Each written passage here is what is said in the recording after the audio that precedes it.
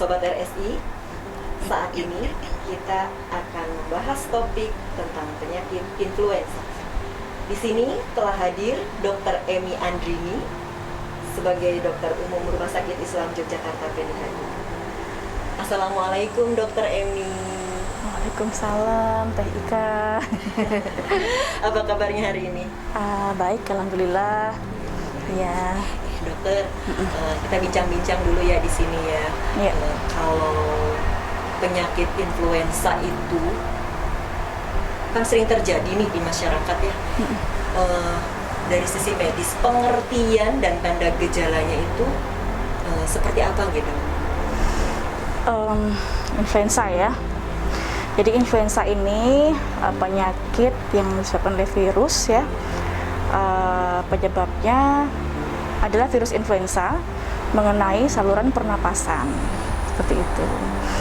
Nah, untuk influenza ini sendiri gejala-gejalanya ya ada demam, batuk, pilek ya, pusing, nyeri tenggorokan ya, kita sudah familiar ya, kalian sampai nyeri otot, fatigue atau merasa lemah atau kelelahan seperti itu. Yaitu influenza. Kemudian ada juga yang namanya selesma. Nah, selesma ini atau disebut common cold. Nah, ini sebenarnya penyebabnya berbeda. Meskipun gejalanya sama ya, dengan batuk, pilek, tapi biasanya lebih ringan. Nah, demamnya juga biasanya lebih ringan atau bahkan tidak demam ya. Gejala-gejala sistemiknya lebih ringan kalau selesma. Nah, selesma ini atau common cold penyebabnya virus yang lain lagi. Nah, virusnya jenisnya banyak sampai 200 jenis virus, tapi yang paling banyak itu rhinovirus penyebabnya. Seperti itu. Nah, bedanya kalau yang influenza ini bisa lebih berat ya, untuk penyembuhannya pun 1 minggu sampai 2 minggu. Kalau selesma kan cuma 3-5 hari udah sembuh. Nah, dan influenza ini bisa menyebabkan komplikasi yang lebih lanjut, gitu masalahnya. Iya. Mungkin sebelum kita membicarakan komplikasinya ya dok ya, ini penyebaran virus influenza itu melalui apa ya dok? Penyebaran virus influenza ini melalui droplet ya, kontak atau percikan ludah. Jadi ketika penderita influenza ini berbicara, batuk atau bersin, nah ini kan mengeluarkan droplet ya. Bahkan batuk dan bersin ini bisa menyebarkan droplet sampai sejauh 5 meter gitu. Iya. Baiklah. Nah, tadi kan disampaikan nih terkait dengan komplikasinya ya. Nah, kira-kira kelompok yang rentan seperti apa ya dok ya, yang memang akan rentan terjadinya komplikasi dari influenza ini, bisa disebutkan dok? Iya, memang sepertinya kalau kita mendengar influenza ini kan penyakit yang ringan ya, dan memang umumnya sih memang dianggap sebagai self-limiting disease, dia bisa sembuh sendiri gitu ya, dengan nutrisi yang baik, makan yang seimbang, cairan yang cukup, istirahat yang cukup, imun yang baik, ini akan baik sendiri. Tapi ada kelompok-kelompok yang beresiko ya. Nah, ini dinyatakan oleh WHO dan juga CDC. CDC itu Centers of Disease Control and Prevention.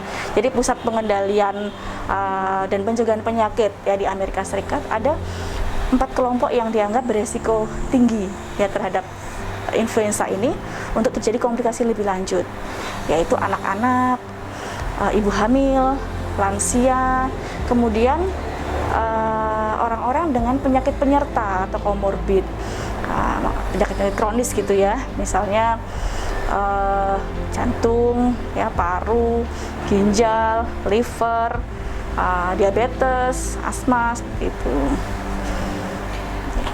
Oke dokter, berarti memang ada ya, ada kelompok-kelompok yang memang beresiko tinggi iya, terjadinya komplikasi tersebut. Iya. Dan dokter, kalau untuk pencegahannya penyakit influenza ini bagaimana gitu dok, agar kami bisa paham gitu? Pencegahannya sebenarnya ini sama ya seperti yang sekarang ini COVID ya, kemarin kita pandemi COVID, sampai sekarang kita juga masih mengerjakan prokes istilahnya ya, seperti itu juga. Jadi mencuci tangan tentunya harus sering mungkin ya dengan sabun atau hand sanitizer, alkohol ya, karena virus itu di permukaan benda itu bisa bertahan sampai 8 jam. Nah, kalau tangan kita kena itu ya, kita kena permukaan benda yang ada virusnya. Nah, ini di tangan kita bisa bertahan sampai 5 menit virus itu. Nah, kalau kita tidak segera cuci tangan, kemudian kita pegang area wajah kita, di mana di situ tempat masuknya virus ya, dan mukosa mulut, hidung, mata. Nah, kita akan beresiko untuk terinfeksi virus influenza itu. Nah, kemudian ya seperti biasa kita masker ya, sudah biasa, sudah sehari-hari kita lakukan. Kalau keluar kita pasti pakai masker. Termasuk kalau juga ada keluarga yang sakit di rumah, memang baiknya terus pakai masker semua gitu. Karena kita udah hafal ya, kalau seandainya satu rumah ada yang sakit satu, pasti yang lain juga sakit, karena memang penularannya sangat cepat ya virus influenza ini.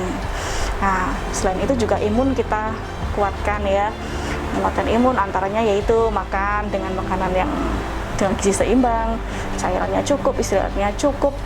Nah, kita juga mengurangi stres, menghindari stres ya, karena stres itu juga bikin daya tahan tubuh kita jadi turun gitu.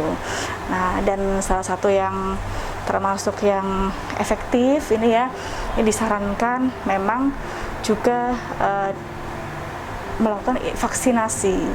Nah, vaksinasi influenza ini yang bisa mencegah kita dari terkena influenza. Gitu. Terima kasih Dokter Eni atas penjelasannya. Ya, sama-sama. Semoga bermanfaat untuk Sobat RSI. Salam sehat. Wabillahi taufiq wal hidayah. Wassalamualaikum warahmatullahi wabarakatuh.